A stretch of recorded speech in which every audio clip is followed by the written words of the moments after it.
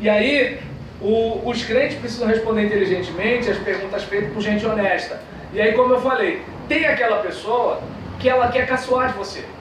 Ela não acredita, não quer acreditar, o coração dela está fechado. No caso de outras pessoas, elas até querem acreditar, mas elas ficam assim, poxa, mas a Bíblia, um livro desse é a palavra de Deus, né? Então, aí, digamos, no livro de Samuel, diz que Deus incita Davi para fazer o censo.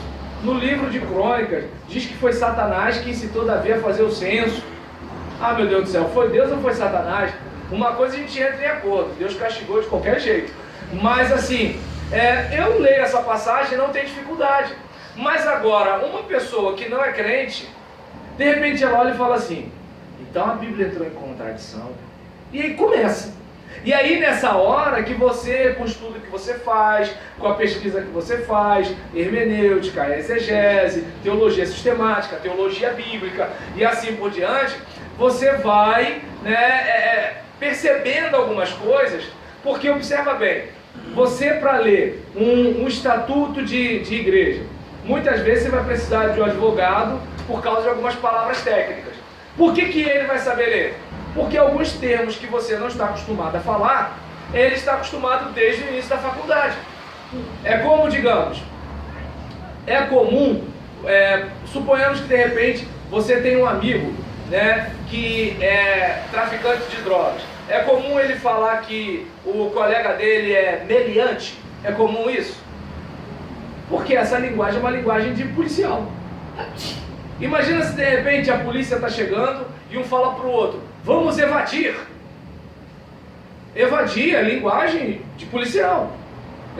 Então, por exemplo, não, mas eu precisei revidar a injusta agressão. Você não vai ver o bandido falando assim. Por quê? Porque não é a linguagem técnica, digamos assim, daquele grupo. E aí, se nós, por exemplo, observarmos, você, para fazer parte de um determinado grupo, você tem que ter pelo menos uma noção de linguagem. É como digamos, quando a Bíblia fala, o que você ligar na terra terá sido ligado no céu, o que você desligar na terra terá sido desligado no céu. Tem crente que vai pensar que tá ligado significa que a bênção está liberada. Mas o tá ligado daquela época era você ligar, ou seja, amarrar, como que amarra um feixe.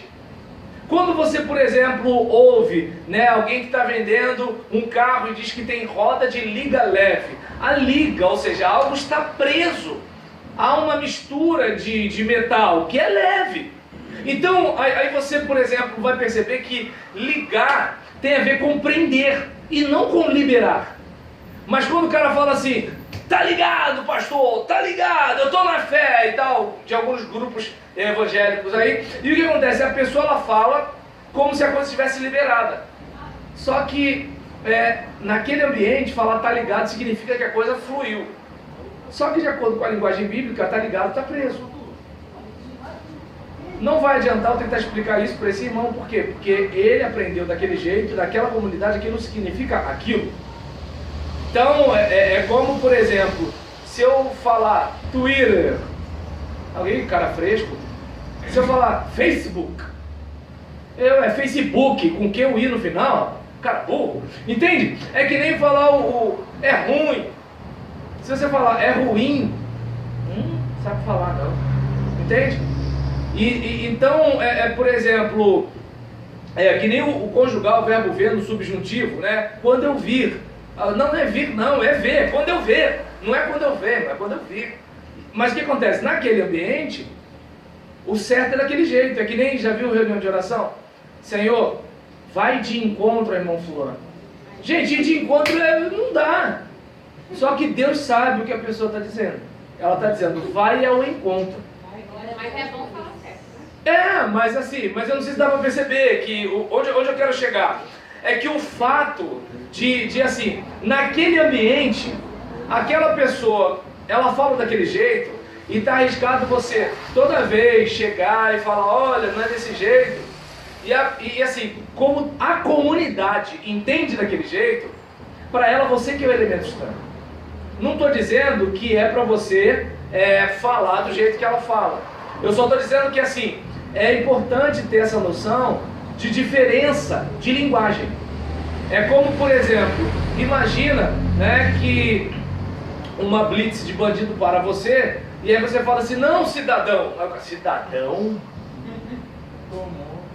Olha aí, ó. Tá dando para entender? Então, é um tipo de coisa que a gente, às vezes, não para pensar que, assim, a importância de você fazer a pesquisa bíblica, essa volta toda é para isso. A pesquisa bíblica é para quê? Para você, de alguma forma, conhecer algumas questões ali que não são muito claras para o nosso tempo, porque a Bíblia é um livro antigo. Ela é de uma região totalmente longe. Ela é de uma linguagem totalmente diferente. O hebraico escreve o contrário, o grego koiné ninguém nem usa mais.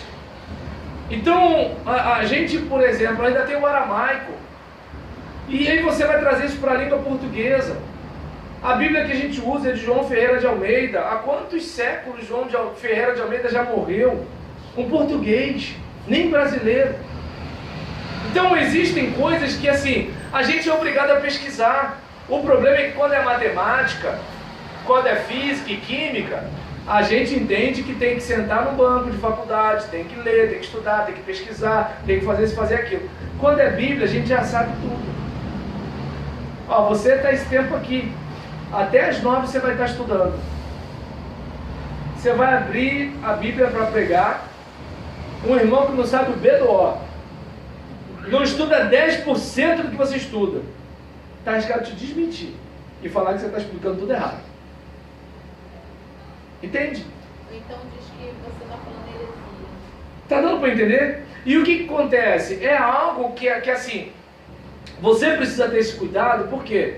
Porque às vezes você está conversando com alguém que pode não ser evangélico, mas estudou sobre a reforma protestante. E aí você pode passar vergonha. Você pode estar conversando com alguém que não é crente, mas sabe hebraico. Você pode passar vergonha. Uma vez o pastor estava dando o estudo aqui na terça-feira, entrou um médico, sentou ali e ficou assistindo o estudo. De repente, ele começou, porque no dia de estudo você pode fazer pergunta, né? Eu entendi. Aí, em dado momento, o médico abriu a boca e começou a metralhar o pastor. Só que aí o pastor é uma pessoa que estuda, que pesquisa. Aí tudo que ele vinha me falando, refutando meu marido em cima. Tá. Aí o estudo ficou assim. Aí a igreja ficava assim. Ping-pong. A igreja ficava assim, porque o cara conhecia muito, ele sabia muito. Mas ele não conhecia de Bíblia, não. Ele conhecia de filosofia, ciência, genética. Entendi. Aí ele começou a misturar esses assuntos para meio que descredibilizar a Bíblia. Estou entendendo. Aí o meu marido, só que ele pesquisa, ele estuda. Meu marido foi só em cima do rim dele. No final, ele acabou ficando até o final. E aí depois começou com meu marido e tal, mas subiu. Mas quer dizer, aí ele pegou e falou, tá vendo? Por isso que eu quero que a igreja estude. Porque num momento como esse, se eu não estou estudando, igual ele falou, eu não sei tudo, eu continuo estudando. Num momento como esse cara ia aqui, ia calar a boca de todo mundo e ir embora rindo de todo mundo. Mas ele ficou até o final, porque eu resisti até o final. Então, você estudar, você pesquisar, você ter o conhecimento da palavra de Deus. Porque acontece? Não é a garantia que você vai converter a pessoa, mas você vai dar razão da sua esperança. Essa é a questão. Até você como pregador, você não está aqui para transformar a igreja. Você está para expor as escrituras. Recebe quem quer. Quem não gostou, come menos. E aí, seguindo, refutar os céticos. O cristão ele deve defender suas crenças diante dos críticos que querem destruir a religião cristã. Os céticos apresentam fortes e astutas críticas contra a fé cristã e a Bíblia Sagrada, acusando o cristianismo de ser uma religião anti-intelectual. A gente, por exemplo, tem o filósofo Nietzsche, né, que, embora filho de pastor, era um árduo inimigo do cristianismo. Ele podia detonar qualquer religião, mas do cristianismo ele tinha ódio, entendeu? Então, assim, é algo, né, para a gente observar, né, que Deus nos manda defender a fé cristã e a Bíblia, estando preparados intelectual e espiritualmente para responder aos céticos, e se não o fizermos, os críticos argumentarão que não possuímos base racional para defender o cristianismo. Então é importante a gente ter isso em mente. Por exemplo, em sua época, deixa eu ver se dá para dar um jeito aqui. Dá, agora que eu reparei, a gente mudou aqui de pedestal. Porque era o outro, né? Eu podia ter feito isso um tempão. Isso. Então, Moisés e os profetas em sua época já utilizavam a razão para sustentar a existência de Deus e a autoridade de suas declarações. Por exemplo, você vai perceber que há várias explicações, o porquê disso, o porquê daquilo outro, por que não se deve praticar isso, por que não se deve praticar aquilo. Então, há justificativas o motivo de algumas orientações. A apologia de Jesus. Jesus é um exemplo, por excelência, na exposição de apologias diante dos fariseus, saduceus e líderes religiosos nos anos de sua vida terrestre. Ele falou com autoridade, né, que em raiz grega significa lógica. Então ele argumentava e explicava as coisas de uma tal forma que as pessoas olhavam e viam o seguinte: não, peraí, há um motivo para ele pensar como pensa e falar como fala e agir como age. Então isso é fantástico. Por quê? Porque às vezes nós, como crentes, nós vamos fazer algumas afirmações que a pessoa escuta e fala assim: eu não estou entendendo, o que isso tem a ver com aquilo? E aí você fala assim: não, ninguém explica Deus, isso é mistério, isso é não sei o que lá, mas a questão é que eu não sei explicar, eu não sei responder. Então eu vou e apelo para esse caminho. E o que acontece? Muitas vezes isso acontece justamente pelo fato de eu não me debruçar um pouquinho mais, para aprender um pouquinho mais sobre esse livro tão antigo, embora tão atual, com uma linguagem de um outro tempo, de uma outra época, que precisa de alguma forma ser adaptada e aplicada nos dias de hoje, que se a gente trouxer a cultura de lá para cá, a gente vai ser um monte de doido, zumbi por aí, fazendo um monte de coisa que não tem nada a ver. Mas se a gente trouxer os princípios cristãos, os valores cristãos para cá, a gente vai viver uma sociedade mais justa e mais humana. Eu acompanho muitos pregadores reformados, né? Apesar de ser assembleiana de perseguição. Ainda bem que você explicou, porque você viu a minha cara agora. Continua. Eu acompanho muitos pregadores reformados. E eu na faculdade, eu comecei a estudar... Só um instante. Paulo César Deléo, você pode pegar mais um pouco d'água, por favor? Na faculdade, eu comecei a estudar um pouco sobre teologia por causa da minha pesquisa do TCC. E aí eu fui aprofundando e eu comecei, de fato, a estudar teologia por causa dos pregadores reformados que eu comecei a consumir, de certa forma. Tanto por livro quanto por pregações. Então eu acompanho muitos deles, né? Aí tem um pastor que eu sigo até na rede social, que ele fez um questionamento acerca dessa música aí, Ninguém Explica Deus. E aí ele falou que, na verdade, a Bíblia explica Deus, que a música era incoerente, a Bíblia explicava Deus. Só que eu já tenho, assim, uma outra visão. Mas por mais que a gente estude a Bíblia e se aprofunde, a gente nunca vai conseguir se submergir totalmente nos mistérios de Deus. Porque como a gente consegue compreender um Deus tão grande que, sem a gente merecer absolutamente nada, nos ama a ponto de dar a vida do seu próprio filho por nós? Então, assim, isso é uma coisa que até hoje eu vou fazer 27 anos e eu nunca consegui entender. Então, assim, pra mim isso é um mistério muito grande, é algo inexplicável. Então, eu acho que essa música até, pelo menos a minha interpretação, se refere até a questões como essas, a mistérios tão profundos da parte de Deus que a gente não consegue explicar. E às vezes a gente, até na nossa própria pregação, a gente não tem como passar isso para outra pessoa se não for o próprio Espírito Santo agindo. Então eu costumo falar muito, lá no trabalho a gente conversa muito, e o pessoal gosta de conversar esses assuntos comigo, porque eles acham que eu entendo muito de teologia, é porque eles não fazem ideia do que é entender teologia, né? E aí a gente conversa muito e eu falo pra eles, olha, tudo que eu falo pra vocês, eu falo sabendo que não vai adiantar, só vai adiantar se o Espírito Santo tocar no coração de vocês. Tem muito cristão também que trabalha comigo, mas os que não são simpatizantes do Evangelho, eles falam que, mas Deus está no meu coração, que era mais ou menos o que o senhor vinha falando antes. Deus está no meu coração e são simpatizantes. Mas, na verdade, essas pessoas também não vão conseguir entender a profundeza do que Deus é, de quem Deus é, se o Espírito Santo também não tocar no coração delas. Porque nós mesmos, nós caminhamos pela fé, não é pelo que a gente vê. Se o Senhor fosse servir a Deus pelo que o Senhor tem hoje, pelas coisas que o Senhor vê hoje, o Senhor serviria a Deus? De repente não. Já tinha corrido fora. A gente vai pela fé. Mas o que faz isso com a gente? Senão o próprio algo que nos atrai, né? Exatamente, senão ele mesmo. Porque racionalmente você olha, se você olhar racionalmente você fala, não vale a pena. Mas algo maior do que você te atrai, você fala assim, vale sim. O que vale? Não sei, eu sei que vale. Não sei nem explicar. Eu vou, entendeu? E aí é importante a gente lembrar que a gente tem algumas questões históricas aí, né?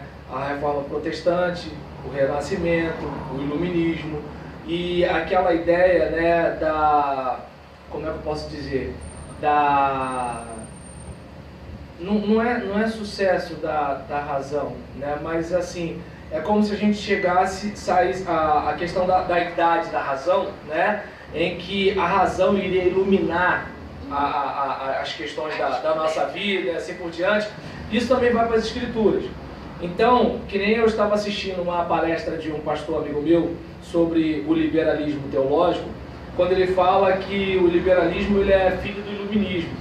Aí, claro, não na frente dos outros na palestra, mas quando terminou eu falei assim, mas, querido, o fundamentalismo também é filho do iluminismo, ou seja, é você tentar, por meio da razão, formatar, né, o discurso sobre Deus. E o que acontece? Tudo bem, por mais que a Bíblia explique Deus, ela explica Deus em linguagem humana. Ela não explica o Deus totalmente outro, ela não explica o Deus tal qual ele é. Ela explica o Deus como a gente pode compreender. Porque senão a gente vai ter que acreditar que Deus tem costas, porque ele mostrou costas para Moisés. Os olhos de Deus, a gente tem olho com nervo óptico que vai transmitir alguma coisa para o cérebro. Deus tem cérebro? Entende? Então Deus está andando ali para conversar com Deus, tem pé, como é que é esse negócio? Deus tem corpo, ele é espírito. Salomão, na oração da dedicação do templo, fala o quê? Nem os céus dos céus podem te conter. Eu até tive um debate com uma testemunha de Jeová sobre isso outro dia, né? Que ela falando que Jeová tinha corpo. Eu falei, mas Deus cabe no céu, mano? Ele está lá no céu, sentado no trono e tal. Mas Salomão está dizendo que ele não cabe. Não, mas cabe ou não cabe? Não, ele cabe, mas Salomão disse que não cabe. E aí? Não, você é muito inteligente, meu filho, não sei o que, não sei o que lá. E aí nessa situação, assim, eu não sei se dá para perceber que se Deus fosse explicável, não seria Deus. Entende? Então, o que acontece, aí eu fico com o Blaise Pascal, né, quando ele diz que existem razões que a razão desconhece. Então, nem tudo está ao nosso alcance, né? E se a razão fosse tão assim, o homem não pegaria, né, e colocaria um outro ser humano dentro de uma câmara de gás para morrer. Ainda te digo mais, Deuteronômio 29, pega lá o versículo e medita. Não, e sem falar que é o seguinte, isso agora pegando Deuteronômio 29, é o que eu costumo para dizer para as pessoas. Quem foi a mulher de Caim? Eu sei lá, o que está revelado é que eu tenho que amar o meu próximo como a mim mesmo. E isso para mim já é difícil pra caramba. Quem foi a mulher de Caim? Claro, se alguém, né, tá ali chegando na festa, a gente vai bater um papo, mas assim, Para mim, amar o próximo como a mim mesmo já é uma dificuldade, ou como dizia irmão Jodeí, da Igreja Batista Vale de Bênção, uma dificuldade, né? Então, sabe, coisas assim, as coisas reveladas estão aí, e a gente muitas vezes não faz.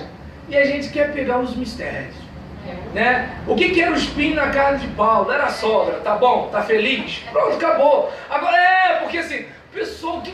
Então, ele tinha um espinho na carne, pronto. Você tem um, eu tenho um, Paulo tinha um dele. Agora, o que era? Olha só, a Bíblia fala para botar Deus em primeiro lugar. Isso você sabe, não sabe? Então vai, faz isso. Tá bom, né? A Bíblia fala que você tem que se amar. Faz isso, né? Já tá bom demais. Agora, assim, a pessoa quer o quê? Ela quer a coisa encoberta, né? E nesse caso, a gente, por exemplo, verifica que Jesus ele conversava, né, sobre isso. Aí vamos para a igreja atual. A igreja atual precisa defender com excelência na argumentação as escrituras sagradas das falsas doutrinas e mentiras levantadas contra a Bíblia. É inaceitável que a igreja de Jesus Cristo, que possui os puros e verdadeiros princípios da palavra de Deus, cale-se neste momento da história. E aí é aquele caso, né? Ouvindo a Ariane falando agora sobre faculdade, eu fico pensando, né? Às vezes aquele menino criado na igreja, participou das organizações da igreja, cantou e tudo e tal, orava. E aí ele vai para a faculdade e daqui a pouco, né, Che Guevara vira o Jesus Cristo dele, né? E aí, assim... Che Guevara não é nada, o pior é você escutar que Karl Marx foi um grande homem. Aí você pergunta, o que Karl Marx fez? Aí a pessoa fica, não, porque ele não sei o quê, e não sabe nem quem foi. E aí o que acontece? Você vai, levanta, por exemplo, a história do filósofo, aí você fala assim, esse era o grande homem. Então, eu não sei se dá para perceber que assim, só que qual é a parte triste do negócio? É porque o indivíduo, ele passou pelas organizações da igreja, mas o Deus dele não era o Deus dele, era o Deus dos pais dele, era o Deus da igreja dele, era o Deus da religião dele, entende? A verdade dele era uma abstração, não era uma pessoa.